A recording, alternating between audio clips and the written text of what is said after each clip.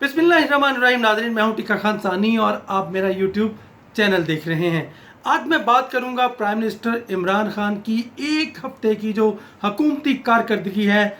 5 जुलाई से लेकर 12 जुलाई तक वज़ीर आज़म ने क्या क्या किया, और यकीनन ये ज़रूर देखनी चाहिए उन लोगों को जो तनकीद करते हैं, और यकीनन उन लोगों को भी जो मालूमात लेना चाहते हैं कि मौजूदा हुकूमत क्या कर रही है। वज़ीर आज़म इमरान खान ने सबसे पहले मुकामी वेंटिलेटर्स तैयार करने का जो फैसला किया था उसको अमली शक्ल दी, और प्राइम मिनिस्टर ने विज़िट किया एक हरीपुर में एक सेंटर का, और वहाँ पे बाकायदा तौर पे 15 मुकामी वेंटिलेटर्स जो है वो हुकूमत के हवाले किए। ये वेंटिलेटर्स NRTC जो हरीपुर है, प्राइम मिनिस्टर ने वहाँ का विज़िट किया।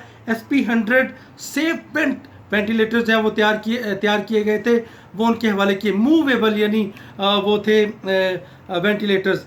इसके साथ साथ प्राइम मिनिस्टर ने 57 कंपनीज में से वजारत साइंस एंड टेक्नोलॉजी ने 4 ऐसी कंपनीज का इंतखाब किया है, और ये वेंटिलेटर्स मुकामी तौर पर तैयार होना शुरू हो गए हैं। प्राइम मिनिस्टर ने इस फैसिलिटी सेंटर का भी विज़िट किया, और प्राइम मिनिस्टर ने यकीनन बहुत ही अप्रिशिएट किया, और अब पाकिस्तान में वेंटिलेटर्स बनना शुरू हो रहे हैं, मुकामी वेंटिलेटर्स। इसके साथ साथ ये बहुत बड़ी खबर है, यकीनन प्राइम मिनिस्टर ने होम मेड पाकिस्तान का जो एक तखय्युल था, ख्याल था, अब इसकी बाकायदा तौर पर इसका डेमो भी हो गया, और ये वेंटिलेटर सस्ते दस्तयाब होंगे।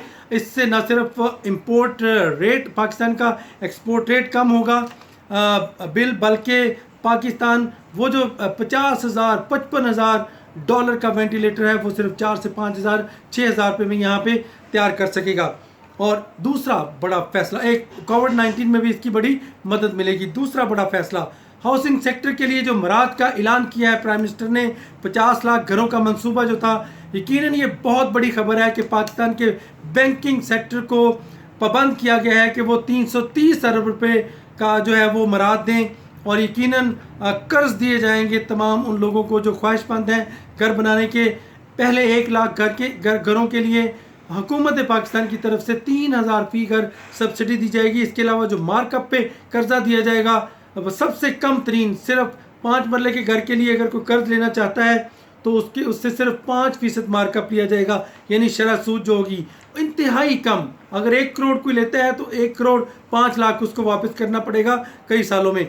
10 मरले के घर के लिए सिर्फ और सिर्फ 7% मार्कअप देना पड़ेगा। ये बहुत बड़ी फैसिलिटी है हुकूमत पाकिस्तान की तरफ से। तीसरा बड़ा फैसला प्राइम मिनिस्टर ने जो किया है, अद्वियात सादी की सनत जो है उसको नकेल डाली है प्रॉपरली, और वो जो ड्रग प्राइसिंग पॉलिसी थी जिसके तहत कंपनियों को खुली छूट दी गई थी कि वो जब चाहे जितनी चाहे अद्वियात की कीमतें बढ़ाएं, और हर साल पाबंद थी कि शरह जो महंगाई है उसकी मुनासबत से 50% वो अद्वियात भी महंगी कर सकती हैं। तो प्राइम मिनिस्टर ने रास्ता रोक दिया एक बहुत बड़े माफिया का, ड्रग माफिया का, और यकीनन ये टक्कर लिए उस माफिया से बड़ी मुश्किलात आएंगी, लेकिन प्राइम मिनिस्टर ने ड्रग प्राइसिंग पॉलिसी ख़त्म करके, और वही जो 1974 का जो एक्ट है उसको बहाल कर दिया है। हुकूमत अपनी मर्ज़ी से अब प्राइस फिक्स करेगी, और उससे यकीनन प्राइसेस कम होंगी। इसके साथ साथ isolation hospital, infection treatment centre, 250 bed का ये हॉस्पिटल है जिसमें army chief general Qamar Javed Bajwa और दीगर आला हुकाम, अस्करी और सियासी हुकाम शरीक थे। चक शहजाद में एक डेजिग्नेटेड हॉस्पिटल है 250 बेड्स का, इसमें सिर्फ ऑक्सीजन होगी, कुछ वेंटिलेटर्स होंगे, और सिर्फ कोरोना के मरीजों का इलाज किया जाएगा। और चौथा बड़ा फैसला जो प्राइम मिनिस्टर पाकिस्तान की तरफ से है, पाक पतन हाइड्रो पावर प्लांट के लिए 150 अरब डॉलर की सरमायाकारी आ रही है, और 700 मेगावाट बिजली पैदा होगी। चाइनीज़ कंपनी के साथ ये एग्रीमेंट साइन किया गया है। पांचवा बड़ा फैसला जो आपको और हम सबको और पूरी दुनिया में डिस्कस हो रहा था, PIA के 28 पायलट्स जो हैं जिनकी डिग्रियां जाली थी, काबीना ने उसकी मंजूरी दे दी, और प्राइम मिनिस्टर ने भी उसकी मंजूरी दे दी है। 28 पायलट्स को बरतरफ कर दिया गया है, और बाकी जो 32-34 हैं उनकी डिग्रियों को वेरीफाई किया जा रहा है, और अगर वो मशकूक हुई मुअत्तल किया गया उनके खिलाफ कार्रवाई की जाएगी। टोटल 54 लोगों के खिलाफ कार्रवाई मज़ीद होगी। जो टिड्डी दल का हमला था उसके लिए प्राइम मिनिस्टर ने बड़ा फैसला किया। एक तो यकीनन महकमे काम कर रहे थे, प्राइम मिनिस्टर ने पहली दफ़ा टिड्डी दल कंट्रोल सेंटर का दौरा किया, और उसमें प्राइम मिनिस्टर को ब्रीफिंग दी गई, और पाकिस्तान की तारीख में पहली मर्तबा 10,000 किलोमीटर का जो एरिया है उस पर स्प्रे किया गया। उस पर यकीनन उसको कंट्रोल करने के हवाले से इकदाम उठाए गए और ये बहुत 52 ममालिक में टिड्डी दल का हमला था, जिसमें पाकिस्तान एक था और इंडिया में सिर्फ 2100 एकड़ जो है 2100 एकड़ को टोटल उन्होंने वहाँ पे स्प्रे किया। पाकिस्तान ने 10 लाख एकड़ पे कंट्रोल किया। इसके चूँकि 61 अजला में ये हमला था और उसमें काफ़ी ज़्यादा नुकसान से बचाया भी गया। और इसमें जो जहाज़ों की तादाद है, स्प्रे करने वाले जदीद डिवाइस इस्तेमाल की गई, जहाज़ों की तादाद 15 की जा रही है। प्राइम मिनिस्टर पाकिस्तान ने NCOC का खुद विज़िट किया। 100 डेज़ मुकम्मल होने के बाद बेहतरीन परफॉर्मेंस थी कि स्मार्ट लॉकडाउन, इसके साथ साथ स्कूलों की बंदिश, तालीमी इदारों के साथ साथ शादी हॉल्स की बंदिश, मार्केटों की बंदिश और स्मार्ट लॉकडाउन। उसके बाद आहिस्ता आहिस्ता कारोबार खुला, तामीराती शोबे को जो मराहत दी गई। यकीनन बहुत बड़ा ये फैसला था। ये अभी तक जो 30 बड़े शहर हैं वहाँ 227 सेंटर में स्मार्ट लॉकडाउन हुआ है और यकीनन इसके बहुत फ्रूटफुल नतीजे आ रहे हैं। आलमी इदारा सेहत के सरबराह से प्राइम मिनिस्टर की टेलीफोनिक रब्ता हुआ, DG जो है WHO के, और उन्होंने पाकिस्तान के इकदाम को सराहा। ख़ास तौर पे स्मार्ट लॉकडाउन और बरवक्त इकदाम की वजह से कर्व नीचे आ रहा है। स्मार्ट लॉकडाउन का नतीजा ये हुआ। और NCOC में भी प्राइम मिनिस्टर को जो बताया गया, वहाँ भी आर्मी चीफ प्राइम मिनिस्टर के साथ मौजूद थे और तमाम अस्करी इदारों के सरबराहान साथ मौजूद थे। तो यकीनन ये कौमी सलामती कमेटी के फैसले पर NCOC बना था। कौमी सलामती कमेटी का इजलास जो हुआ था, यकीनन ये कौमी सलामती का मसला था। तो ये बहुत बड़ा ये भी अचीवमेंट हुई NCOC की, आज पूरी दुनिया एतराफ़ कर रही है। इसके साथ साथ मैं अचीवमेंट्स भी कुछ बताता हूँ। एक तो ये कि सबसे बड़ा जो फैसला था, गंदम की जो कीमतें बढ़ी थी, आटे की कीमतें बढ़ी थी, तो प्राइम मिनिस्टर ने खुद नोटिस लिया और जो स्टॉक में पड़ी गंदम थी, ब्यूरोक्रेसी को कहा, पंजाब की ब्यूरोक्रेसी को कि निकालें और अभी मार्केट में लाएं। जब प्राइम मिनिस्टर को कहा गया कि इस दफ़ा गंदम कम पैदा हुई है और हम जो है वो इसको अक्टूबर में लेके आएंगे, तो प्राइम मिनिस्टर ने ब्यूरोक्रेसी के रवायती जो हथियार होते हैं ताकि और ख़राब मार्केट में बेयकीनी हो, उसको रोका। प्राइम मिनिस्टर ने रोक दिया तमाम ब्यूरोक्रेसी को और कहा कि फौरी निकालो, 4 महीने इंतज़ार नहीं हो सकता। यकीनन उसकी वजह से आज आटा दस्तयाब है। सस्ते बाज़ार प्राइम मिनिस्टर ने कहा लगाएं और आटा फ्राहम करें लोगों को, और 35 अरब की सब्सिडी भी देने का हुक्म दिया और आज आटे का इशू हल हो गया है। इंटरनेशनल लेबर ऑर्गेनाइजेशन जो जबरी बरतरफियाँ हो रही हैं, पूरी दुनिया में जो बरतरफियाँ हो रही हैं और पाकिस्तानियों की बरतरफियाँ हो रही हैं, प्राइम मिनिस्टर ने नोटिस लिया इसका और इंटरनेशनल लेबर ऑर्गेनाइजेशन को दरख्वास्त की जुल्फी बुखारी के थ्रू, और ग्लोबल समिट जो हुई उसमें प्राइम मिनिस्टर को दावत दी गई, उन्होंने खिताब किया और इस इशू को भी पूरी दुनिया के सामने रखा। और यकीनन इन तजावीज़ के बाद अब जबरी बरतरफियाँ कम होंगी। अचीवमेंट क्या है?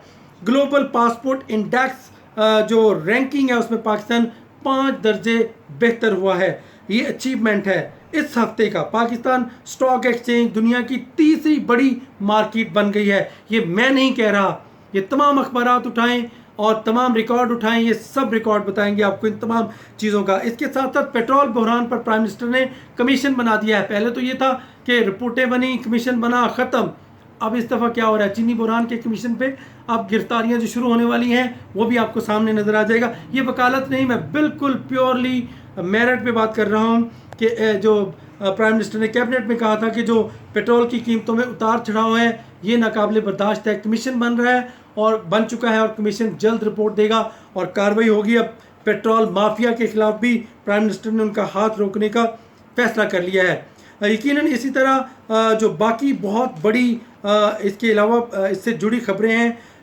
16,000 टन जो चीनी है वो ज़ख़ीरा की गई थी और टाइगर फोर्स जो प्राइम मिनिस्टर ने बनाई है उसकी निशानदेही पर वो स्टॉक भी पकड़ा गया, कार्रवाई भी हुई और कई लोग जो है उनको जेल की हवा खानी पड़ रही है, उनके खिलाफ कार्रवाई हो रही है। इसके साथ साथ प्राइम मिनिस्टर पाकिस्तान ने एक बड़ा फैसला ये भी इस हफ्ते किया कि अब ब्यूरोक्रेसी रास्ते में रुकावट नहीं बनेगी। अपनी कैबिनेट को कहा है कि अब परफॉर्मेंस के अलावा कोई सलूशन नहीं है, अब सबको परफॉर्मेंस दिखानी होगी वरना घर की रात दिखाऊंगा। यकीनन प्राइम मिनिस्टर ने वार्निंग तक दे दी है तमाम ब्यूरोक्रेसी को और तमाम कैबिनेट मेंबर्स को।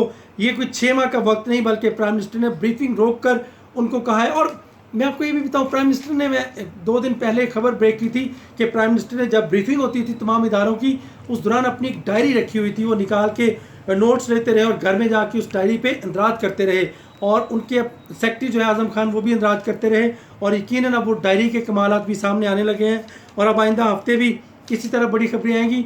हाउसिंग पाकिस्तान नया पाकिस्तान हाउसिंग जो स्कीम है उसको आगे बढ़ाने के लिए कोऑर्डिनेशन कमेटी बनाई और कोऑर्डिनेशन कमेटी हफ्ते में 2 इजलास करेगी, एक खुद और एक प्राइम मिनिस्टर के साथ। और अब 50 लाख घरों का जो ख्वाब है यकीनन वो तामीराती शोबे को जो मराद दी गई हैं उससे एक तो घर बनेंगे, इंडस्ट्री आएगी, रोज़गार के मौके होंगे और साथ साथ कमेटी जो बैठेगी बड़े फैसले करेगी। बैंकिंग सेक्टर को कहा गया है पैसा कर्ज पे दें, मार्केट में तामीरात शुरू होगी, बहुत बड़े रोज़गार के दरवाजे पाकिस्तान में खुल रहे हैं।